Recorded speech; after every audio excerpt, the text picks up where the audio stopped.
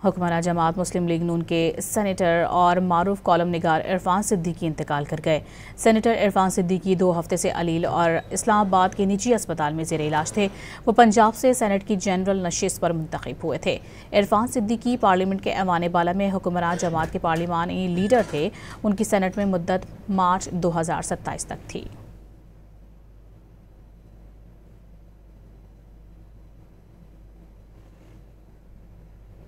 हुक्मरान जमात मुस्लिम लीग नून के सेनेटर और मारूफ कॉलम निगार इरफान सिद्दीकी इंतकाल कर गए।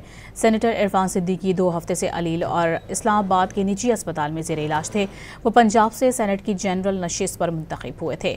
इरफान सिद्दीकी पार्लियामेंट के ऐवान बाला में हुक्मरान जमात के पार्लिमानी लीडर थे। उनकी सेनेट में मुद्दत मार्च 2027 तक थी।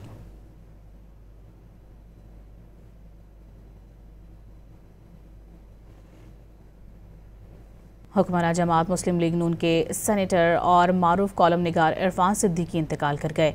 सेनेटर इरफान सिद्दीकी 2 हफ्ते से अलील और इस्लामाबाद के निजी अस्पताल में ज़ेर इलाज थे।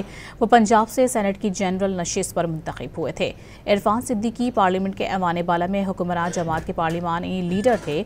उनकी सेनेट में मुद्दत मार्च 2027 तक थी।